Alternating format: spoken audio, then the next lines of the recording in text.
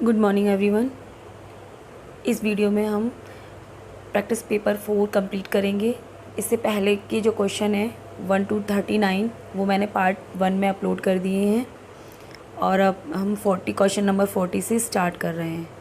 So first question है, which time Wordsworth refers in these lines from prelude. Prelude से इन lines में Wordsworth कौन सा टाइम रेफ़र कर रहे हैं। तो यूरोप, ये वाली जो लाइन है, Europe at that time was filled with joy, France standing on the top of golden hours and human nature seeming born again. तो ये लाइन्स हैं प्रील्यूड से ली गई हैं। इसमें किस टाइम को वो रेफ़र कर रहे हैं। तो आंसर है, यहाँ पे 4 आंसर दे रखे हैं।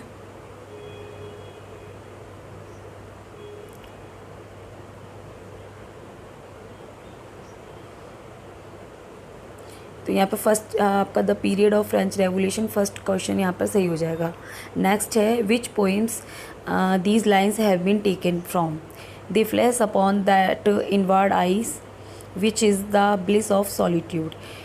ये जो लाइन्स हैं वो किस पोइम से ली गई हैं। तो यहाँ पर ए ऑप्शन आपका सही हो जाएगा। डैफोडिल्स पोइम है विलियम वर्ड्सवर्थ की, उससे ये लाइन्स ली गई हैं। नेक्स्ट क्वेश्चन है, which poem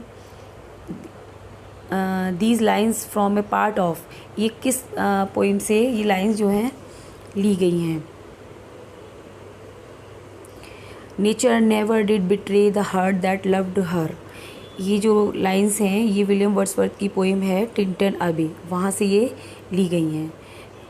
nature never did betray, nature कभी भी उसको उस हृदय को धोखा नहीं देती जो उसे प्यार करता है। इसका ही मतलब हो गया हिंदी में। नेक्स्ट क्वेश्चन है, the following lines are taken from.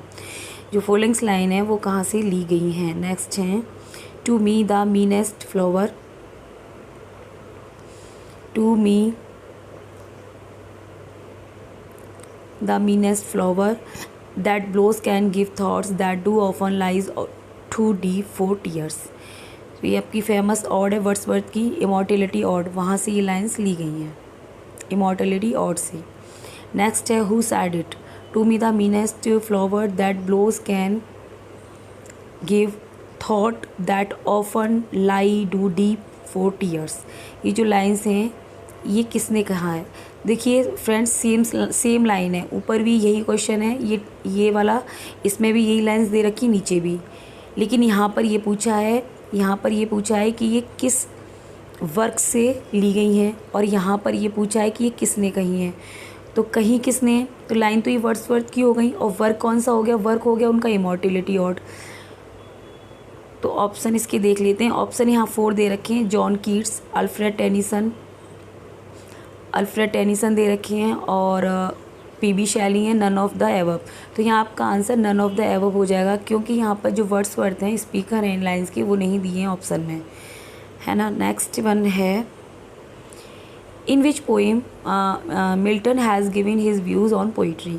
कौन सी पोएम में मिल्टन ने अपने जो व्यूज़ हैं वो पोइट्री के ऊपर दिए हैं। तो ये क्वेश्चन आपका हो जाएगा लाइसिडस, इसमें उन्होंने दिए हैं, ठीक है।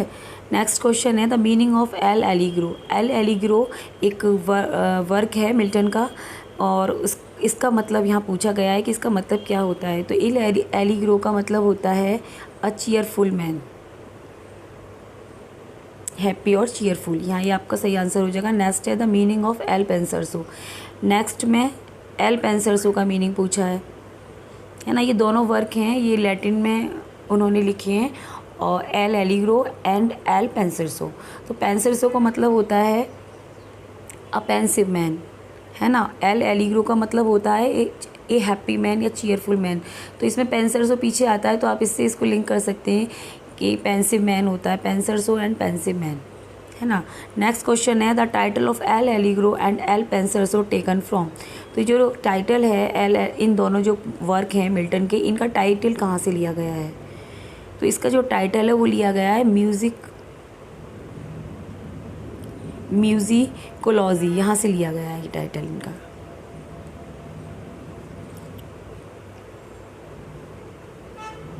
क्वेश्चन नंबर सोशियोलॉजी मिथोलॉजी, ये भी ऑप्शन दे रखी है, लेकिन वो म्यूजिकोलॉजी मैंने जो बताया अभी थर्ड वाला वो ठीक है। Question number 49, who said about Milton this man cut us all out and ancient too. ये मिल्टन के बारे में किसी ने विचार दिए हैं कि ये जो आदमी है ये cut us all and ancient too, इसने तो हम सबको काट दिया। ये किसने बोला? ये जॉन ड्राइडन के स्टेटमेंट है मिल्टन के ऊपर, जॉन ड्राइडन। नेक्स्ट है which poems of John Milton are full of Elizabeth spirit joys in nature. यानी मिल्टन की कौन सी पोएम्स हैं जो फुल हैं एलिजाबेथ स्पिरिट से भरी हुई हैं? तो आंसर आपका यहाँ पर ए वाला सही है, हॉर्सन पोएम्स। यानी कि जो उनकी हॉर्सन पोएम्स हैं वो एलिजाबेथन स्पिरिट से भरी हुई हैं। हॉर्सन पोएम्स उनकी मानी जाती हैं जो उन्होंने अपने कैरियर के स्टार्टिंग पीरियड में लिखी थी। नेक्स्ट क्वेश्चन है which one of these described Milton Paradise Lost as a dream of Puritan fallen as sleep over his Bible. ये स्टेटमेंट किसका है? यहाँ आपको स्टेटमेंट बताना है।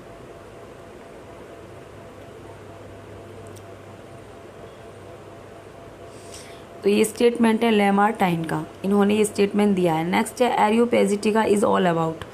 एरियोपेजिटिका मिल्टन का वर्क है। ये किसके बारे में है? एरियोपेजिटिका उन्होंने लिखा था, ये 1644 में उनका वर्क आया था और ये उन्होंने एड्रेस करते हैं इसमें, वो पार्लियामेंट के लिए उन्होंने ये लिखा था। और ये फ्रीडम ऑफ प्रेस के बारे में है, freedom of press of the people of London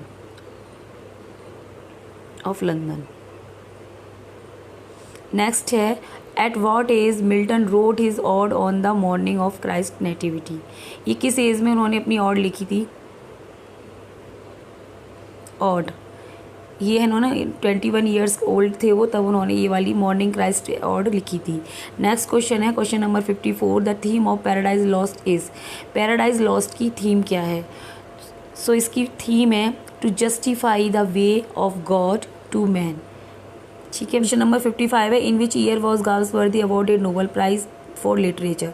ये क्वेश्चन बहुत पूछा जाता है। ये क्वेश्चन देखिए कितना पूछा गया टीजीटी में। टीजीटी 1 में पूछा है,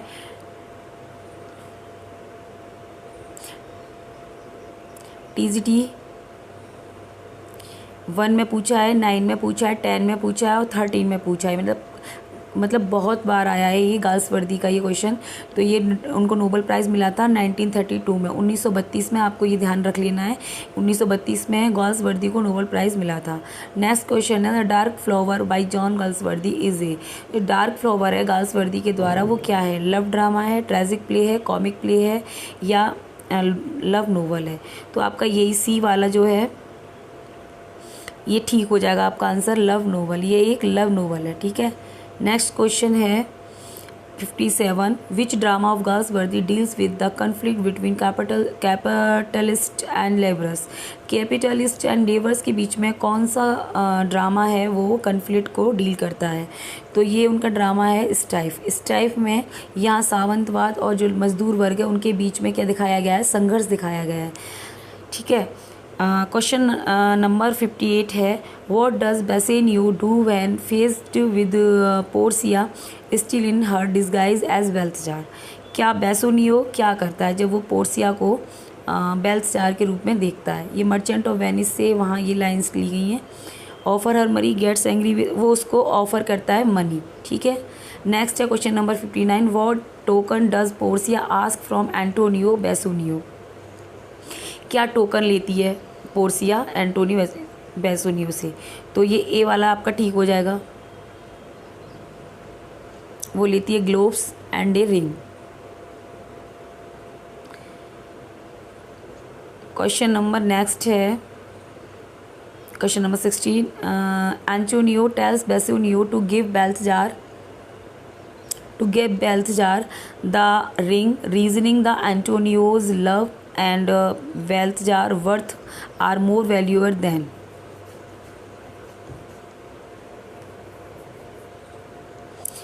ये सी वाला यहाँ पर आपका सही हो जाएगा, his wife orders। नेक्स्ट है who gives Bassanio rings to Portia. जो बेसेनियो की जो रिंग है वो पोर्सिया को कौन देता है? तो यहाँ पर फ्रेंड्स डी वाला आपका ऑप्शन ठीक हो जाएगा। ग्रेसियानो। नेक्स्ट है what does Nerissa still in disguise promise Portia that she will get from Gratiano. तो यहाँ पर बी वाला आपका ठीक हो जाएगा, हिज रिंग। नेक्स्ट क्वेश्चन है what does Lorenzo think of people. Lorenzo लोगों के बारे में क्या सोचता है, हु डोंट लाइक म्यूज़िक, जो म्यूज़िक को लाइक नहीं करते। सो यहाँ पर आपका बी ऑप्शन सही हो जाएगा, दे डिज़र्व क्रूअल्टीज़, यानी कि उसका ये मानना है कि जो लोग म्यूज़िक को पसंद नहीं करते हैं वो क्रूअल होते हैं। Question number 64 what does Portia believe make the music see and Nerissa hear more beautiful. यानी कि वो क्या मानती है, वो मानती है कि जो नाइट है वो ज़्यादा खूबसूरत है ना। तो यहाँ पर आपका डी ऑप्शन सही हो जाएगा। क्वेश्चन नंबर 65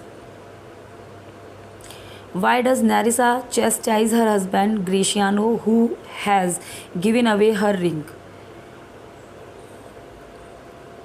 नेरिसा उसको क्यों डांटती है अपने हस्बैंड को जब वो अपनी रिंग दे देता है, for hurting her feelings for breaking his promise. तो वो ब्रेकिंग हिज प्रॉमिस के लिए उसको डांटती है क्योंकि उन्होंने अपनी जो रिंग है वो एक प्यार की निशानी के रूप में दी थी और उसने कहा था कि मेरी रिंग कभी किसी को नहीं दूंगा, लेकिन वो वहाँ पर उसको दे देता है बेल्थजार को, तो इसलिए वो उसको डांटती है कि तुमने तो मेरा प्रॉमिस तोड़ दिया। So for breaking his promise, इसके लिए वो चैस्टाइज करती है उसको। क्वेश्चन नंबर 66 है यहाँ पर what does Antonio offer as bond against any future infidelity by Gratiano और बेसिनियो।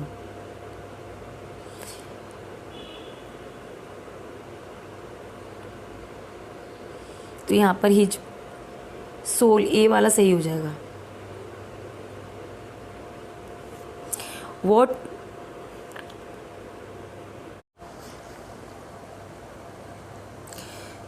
क्वेश्चन 67 है what fortuitous event happens to Antonio at the end of the play Merchant of Venice. क्या अच्छी खबर, क्या अच्छी मतलब इवेंट घटित होती है इस मर्चेंट ऑफ वेनिस के एंड में। हिज शिप्स कम इन, उसके शिप्स आ जाते हैं, उसको ये खबर मिलती है एंड में एंटोनियो को, तो इसी वाला ही यहाँ पर ऑप्शन ठीक हो जाएगा, है ना। नेक्स्ट है who is Orsino in love with at the beginning of the play. Orsino किसके प्यार में दिखाया जाता है जब प्ले की शुरुआत होती है, तो वो ओलिविया के प्यार में है, ड्यूक ऑर्सिनो। तो यहाँ पर ओलिविया, ए वाला यहाँ पर ठीक है आंसर, ओलिविया। नेक्स्ट है complete the quote if music be the food play on. तो ये जो कोट है इसमें क्या पूरा होगा, इसमें आएगा सी वाला, लव।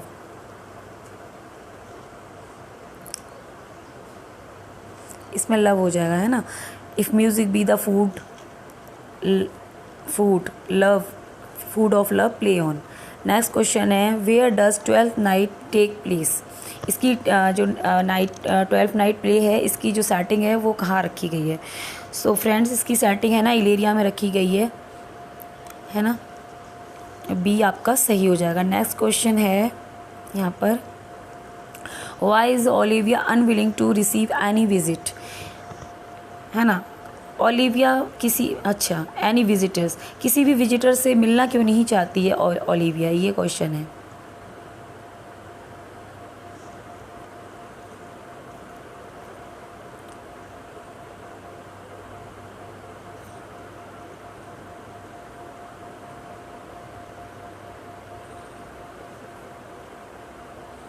हाँ ये वाला था ना 71। ओलिविया किसी भी विजिटर से मिलना नहीं चाहती है, प्ले में ये दिखाया जाता है प्ले की शुरुआत में, तो वो क्यों नहीं मिलना चाहती है। तो इसका जो क्वेश्चन है वो हो जाएगा आपका डी, क्योंकि वो है ना उसके एक्चुअली हाल ही में उसके भाई की डेथ हो गई थी, तो वो किसी से मिलना नहीं चाहती थी। वो है ना उसके लिए विलाप करना चाहती थी in morning for her dead brother. वो अपने भाई के दुख में थी, तो वो किसी भी विजिटर से मिलना नहीं चाहती थी। तो ये आपका डी वाला है ना, ये ठीक हो जाएगा। नेक्स्ट क्वेश्चन है how does question number 72 how does Viola came to be at Orsino's court. जो वायला है वो ऑर्सिनो के कोर्ट में कैसे पहुंच जाती है। तो शी शिपरेक्ड नियर बाय। तो ये जो तीनों हैं बाकी ये गलत हैं, ये ए वाला ही आपका ठीक हो जाएगा। She is ship ragged near by, क्योंकि एक शिप रैग्ड की घटना घटित हो गई थी पास में ही। ये दो भाई बहन जुड़वा उसमें आ रहे होते हैं और शिप रैग्ड हो जाता है, तो ये अपने भाई से बिछड़ जाती है और ऐसे करके ये डी कॉर्सिनो के कोर्ट में पहुंच जाती है। सो नेक्स्ट वन है, why is Sir Andrew Aguecheek saying at, है ना, at, why Sir Andrew Aguecheek saying at Olivia's home, क्या कहते हैं वो।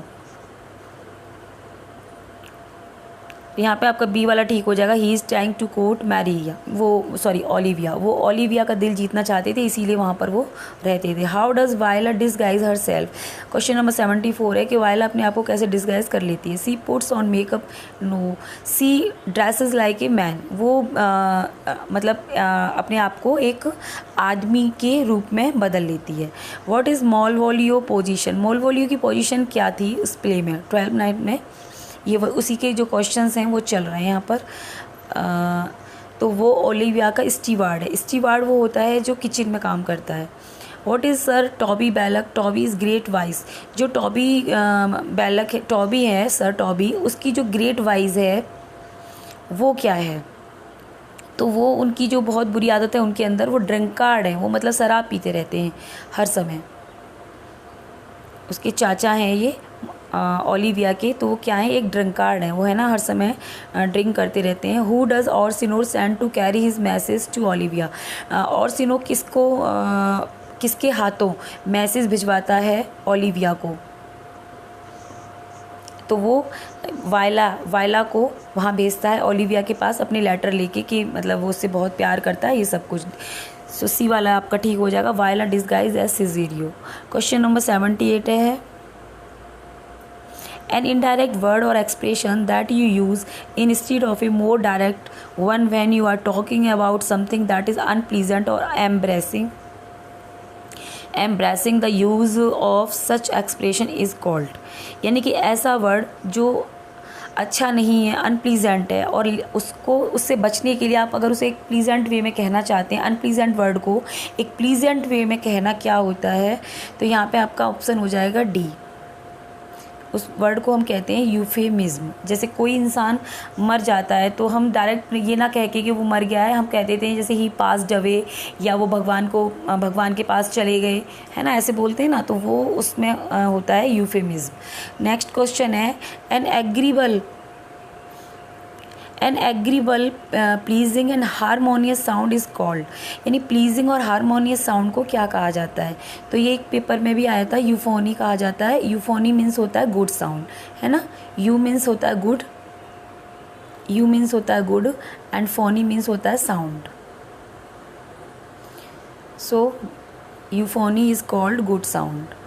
A critical explanation or interpretation of a text, especially of scripture Bible, है ना, scripture Bible के बारे में जो इंटरप्रिटेशन होता है यानी व्याख्या होती है क्रिटिकल, उसको क्या कहा जाता है।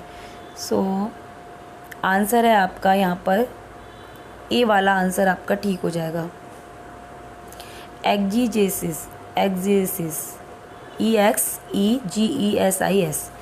अ फनी नेक्स्ट क्वेश्चन है, a funny play for the theatre full of ridiculous situation, ऐसा प्ले जो रिडिकुलस सिचुएशन से भरा होता है यानी कि फुल ऑफ बॉयस्टर, सो ये इट इज़ कॉल्ड फार्स, ऐसे प्ले को हम फार्स कहते हैं। नेक्स्ट क्वेश्चन है, a short piece of writing at the beginning book sometime praise by a famous person or someone who is not the writer, तो यहाँ ए वाला सही हो जाएगा, फॉरवर्ड।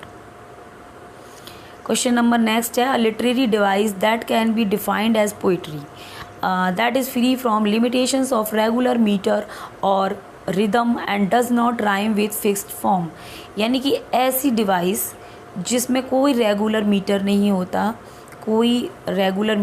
होता, ना ही वो कोई रेगुलर लाइन पैटर्न को फॉलो करती है, उसको हम क्या कहते हैं, यानी पोइट्री डिवाइस को, तो उसको हम बोलते हैं फ्री वर्स। यानी कि फ्री वर्स में अगर कोई पोइट्री लिखी गई है तो वो कैसी होगी, तो वो कैसी होगी, वो होगी मतलब उसमें कोई भी एक रेगुलर कोई मीटर या स्टैंजा फॉर्म को वो फॉलो नहीं करेगी, तो उसको फ्री वर्स कहते हैं। जैसे आपका इजरा वेस्टलैंड है, टी.एस. इलियट का वर्क, वो फ्री वर्स में ही लिखते हैं। नेक्स्ट क्वेश्चन है यहाँ पर, free verse is also known as. Free verse जो मैंने ऊपर बताया उसी के बारे में कह रहा है कि उसको अदर और किस नाम से जाना जाता है, तो उनको ब्लैंक वर्स के नाम से भी जाना जाता है। Question next, a particular type और स्टाइल ऑफ लिटरेचर और music that you can recognise because special characteristics, यानी कोई भी जो लिटरेचर की स्टाइल होती है या कोई भी उसकी विशेषताओं के माध्यम से हम जब उसको पहचानते हैं, उसको क्या कहते हैं, तो उसको जॉनरा कहते हैं ना। बी वाला आपका ये ठीक हो जाएगा, genre. Question number 85, a particular type of style और लिटरेचर, आर्ट, फिल्म और music that you can recognise because of its special characteristics, यानी कोई लिटरेचर की कोई भी फॉर्म या आर्ट, फिल्म, म्यूज़िक कुछ भी हो, उसको हम कैसे रिकॉग्नाइज़ करते हैं, उसकी एक स्पेशल उसकी एक विशेषता होती है, तभी तो हम कहते हैं कि ये ड्रामा है, ये पोइट्री है, उसके आधार पर ही तो हम बताते हैं। तो उसको क्या बोलते हैं, तो हम उसको, यहाँ पर आपका आंसर हो जाएगा बी, उसको हम बोलते हैं जॉनरा।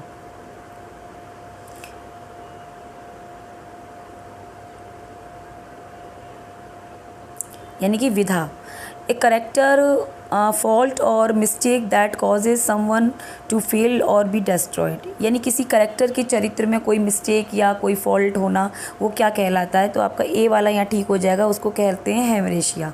नेक्स्ट है, the believe that pleaser is the most important thing in life, ऐसा व्यक्ति जो ये मानता है कि जो लाइफ में सब कुछ प्लीज़र होना, लाइफ में प्लीज़र होना सबसे महत्वपूर्ण है, तो ऐसा व्यक्ति होता है हेडोनिज्म, उसको लगता है कि most important thing in life is pleasure है सब कुछ। नेक्स्ट क्वेश्चन है, Shakespeare was buried in the church of the Holy Trinity Stratford upon Avon although his monument was erected in, यानी उनको बरीड किया गया था चर्च में, होली ट्रिनिटी चर्च में। उसके अलावा उनका जो मोनूमेंट है वो कहाँ पर बना हुआ है, तो ये आपका हो जाएगा यहाँ पर ए वाला, वेस्टमिनिस्टर एबी है ना, वेस्टमिनिस्टर एबी, ए वाला ठीक हो जाएगा। ये लंदन में एक पोइट कॉर्नर है जहाँ पर पोइट को मरने के बाद दफनाया जाता है। नेक्स्ट है, Shakespeare's birth place is, Shakespeare का बर्थ प्लेस क्या है, तो यहाँ पर ए वाला हो जाएगा, हमें पता ही है, Stratford upon Avon. Shakespeare was born in Stratford on Avon, what country is the town in, उनका जो कंट्री टाउन था, बर्थ प्लेस, तो उनका यहाँ हुआ था स्टेटफोर्ड में, लेकिन मतलब जो कंट्री था उसका नाम क्या था, so it is Warwickshire, D वाला सही हो जाएगा। 91, शेक्सपियर्स पेरेंट्स वर, उनके पेरेंट्स का नाम क्या था, so John Shakespeare and Mary Arden, ये वाला सही हो जाएगा ए।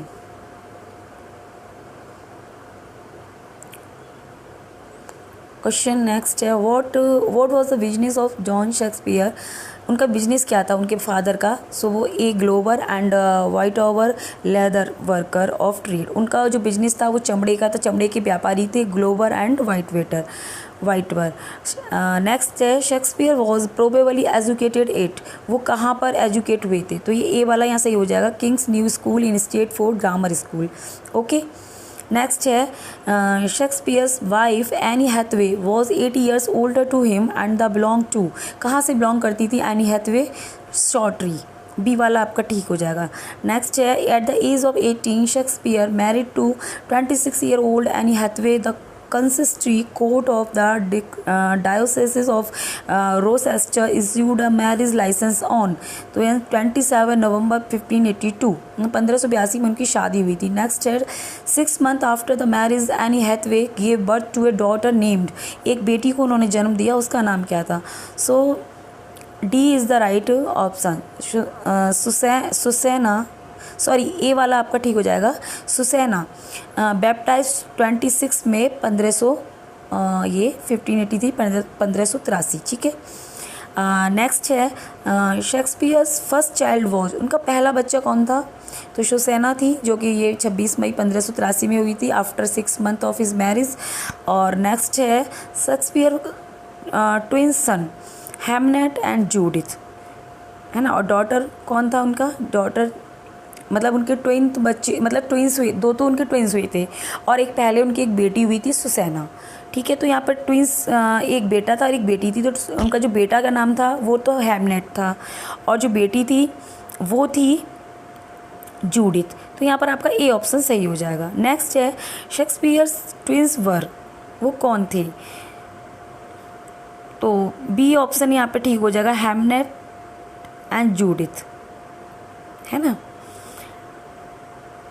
नेक्स्ट है question number 100। It is believe that Shakespeare was found guilty of dear poaching in the garden of, तो किसके डियर पोचिंग का उन पर मतलब आरोप लगा था, तो किसके गार्डन में, तो ये थे टॉमस लूसी, है ना, सी वाला सही हो जाएगा। State the empathetic of I am happy, I am happy, मैं बहुत खुश हूँ, इसको अगर हम इसको हम एम्फेसिस करेंगे तो क्या बोलेंगे, तो यहाँ पे आपका बी वाला ठीक हो जाएगा, आई एम वेरी हैप्पी, ठीक है। नेक्स्ट है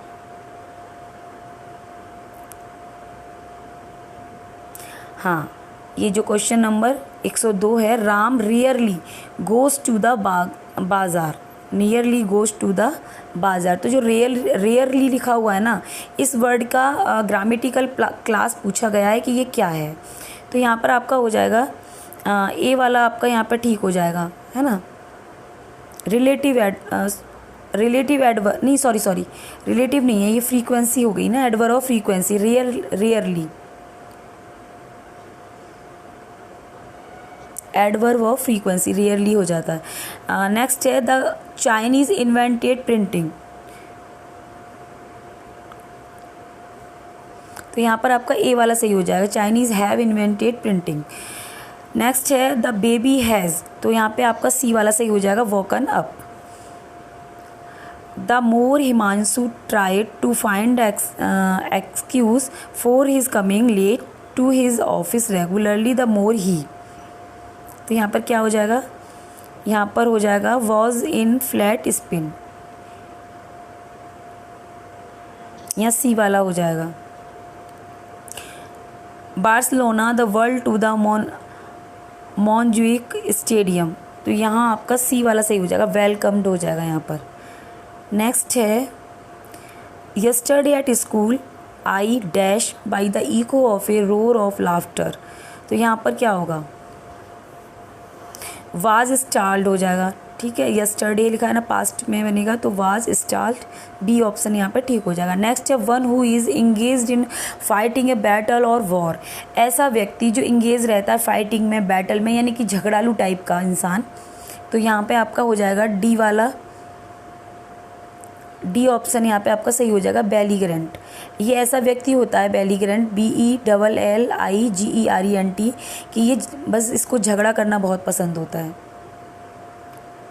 नेक्स्ट है one who is irreverent toward gods, जो गॉड से नाखुश रहता है, वो ऐसा व्यक्ति कौन है, तो वो ऐसा व्यक्ति जो गॉड की बुराई करता है, मतलब गॉड को, मतलब उसकी आलोचना करता है, तो ऐसे व्यक्ति को हम कहेंगे यहाँ पर ब्लेसफेमस, यानी कि ईश निंदनीय, ईश्वर की निंदा करने वाला।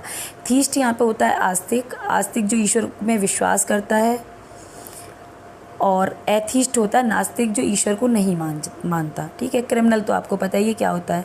अब क्वेश्चन नंबर 111 से 115, read the following passage and answer the questions that follow. तो फ्रेंड्स यहाँ पर अब ये पैसेज यहाँ दे रखा है जिसमें आपको क्वेश्चंस छांटने होते हैं, ये आपको पता ही है।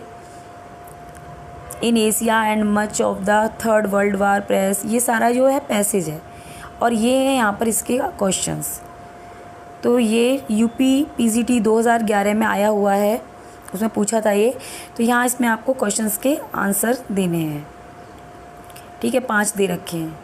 तो सबसे अच्छा तरीका है किसी पैसेज को करने का कि पहले आप उनके क्वेश्चंस को रीड कर लो, क्वेश्चन को रीड करने के बाद हमें एकदम जस्ट आइडिया हो जाता है कि इस पैसेज के अंदर क्या एक्चुअली पूछा गया है पूरा। तो क्वेश्चंस को एकदम क्विक रीडिंग करने के बाद हमें फिर पैसेज पे जाना चाहिए। पैसेज को जाने के बाद फिर हमें ये अच्छे से हम इसको पढ़ने के बाद में हम इसको टिक कर सकते हैं। और कितना भी हम कर लें फिर भी इसमें हमारे क्वेश्चंस गलत हो ही जाते हैं। मेरे भी हमेशा इसमें 3 ही क्वेश्चन सही हो पाते हैं, इससे ज़्यादा होते ही नहीं हैं।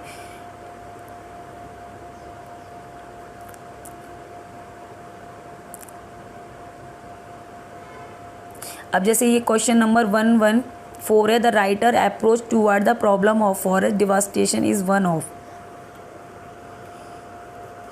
तो ये यहाँ पर डी वाला आपका ये सही हो जाएगा, डेस्पोंडेंसी निराशा है। यानी कि यहाँ फॉरेस्ट डिवास्टेशन की बात हो रही है, पेड़ों की बारे में, जैसे जो जंगलों का विनाश हुआ है ना इतनी तेज़ी से पेड़ों का, उसके बारे में यह बात हो रही है सारी।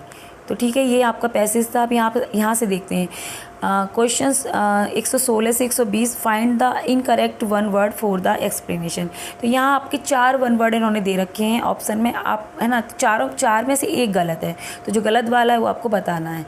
तो पहला इन्होंने दिया है, person who is against ordinary society specially dressing. ऐसा व्यक्ति जो सोसाइटी के अगेंस्ट है, स्पेशली किसमें, ड्रेसिंग में, वो अपने अकॉर्डिंग ड्रेसिंग करता है। तो ऐसा आदमी कौन होता है, वो होता है हिप्पी। तो ये सही है, ऐसे आदमी को जो ड्रेसिंग के लिए ज़्यादा वो होता है ना, उसको हिप्पी कहते हैं, वो सिर्फ ड्रेसिंग पे ध्यान देता है। नेक्स्ट है, person who is always dissatisfied तो मेलंकली ये हो जाएगा, क्योंकि वो ऐसा व्यक्ति जो हमेशा दुखी रहता है, उदास रहता है, तो वो मेलंकली होता है। पर्सन ये भी ठीक है। Person who is made to bear the blame, है ना, इसकेप बियर, ये शायद सही नहीं है।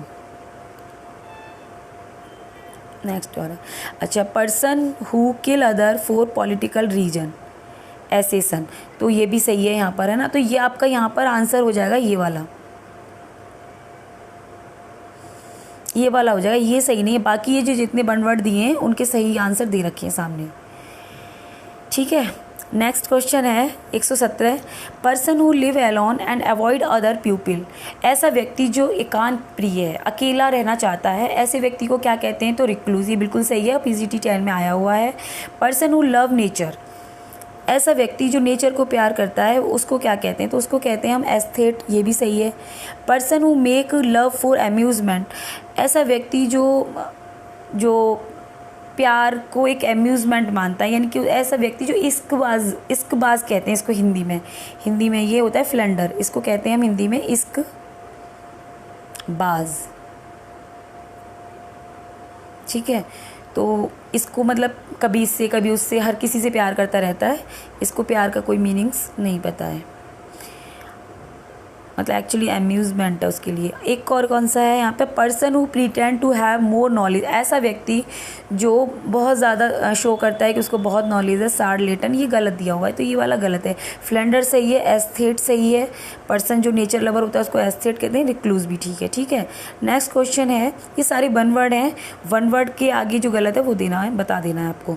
नेक्स्ट है 18, इसमें 4 ऑप्शन दे रखे हैं, इसमें आपको गलत ऑप्शन छांटना है।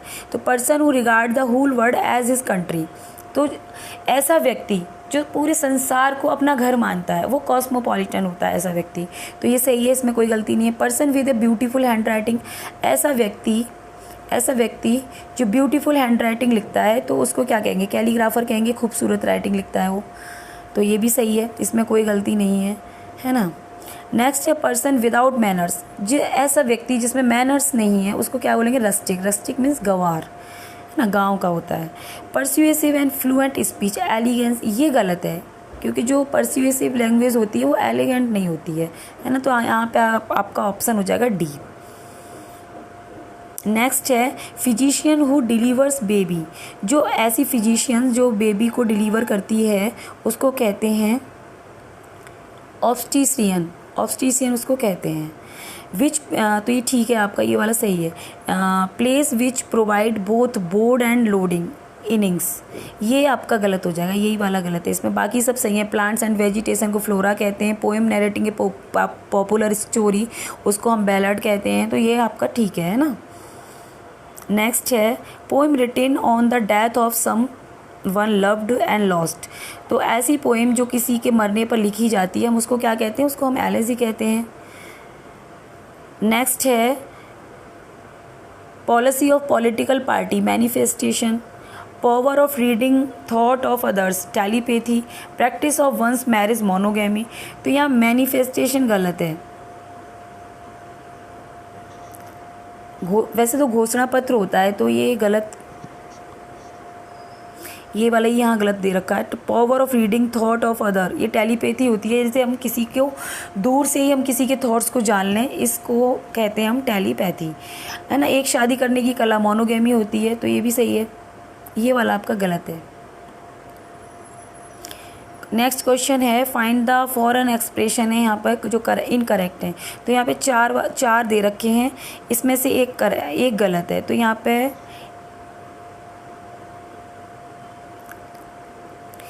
पे ना पॉप चूरी है, म्यूजिकल पार्टी, ये वाला गलत है, बाकी सब सही है। एक है यहाँ पे prima facie, at first sight, pros and cons, for and against, quantum libet. भैया फॉरेन वर्ड्स हैं तो पढ़ने में इनको प्रोनाउंसिएशन इनका बहुत गड़बड़ होता है। और यहाँ पर इसका जो डी वाला है ना, डी वाला, ये quid pro Q and equal length, यही वाला बस ठीक है, बाकी सॉरी ये गलत है, बाकी सब ये ठीक है, तीनों ठीक है ये और टीजीटी में पूछा भी गया है ये वाला, pro and cons, four and again, ये इसका मतलब होता है।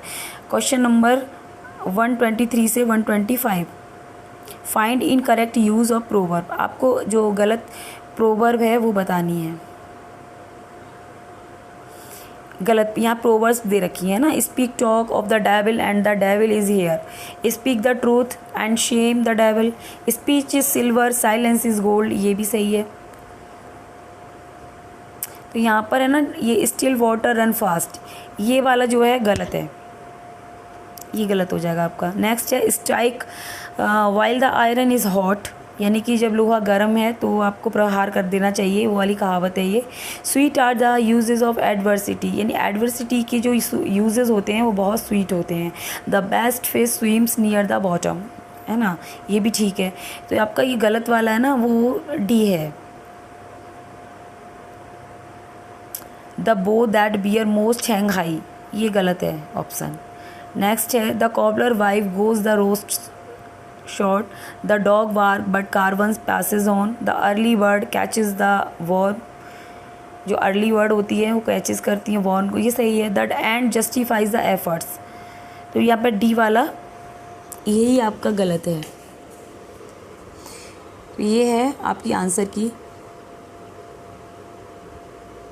ये आंसर की भी मैंने यहाँ दे रखी है, ये आप देख लो, ठीक है। तो आज हमारा प्रैक्टिस पेपर जो 4 था वो कंप्लीट हो गया है। आई होप आपको समझ में आया होगा और वीडियो अच्छी लगी होगी। अगर आपको वीडियो अच्छी लगी है तो चैनल को लाइक करें, सब्सक्राइब करें। Thanks for watching.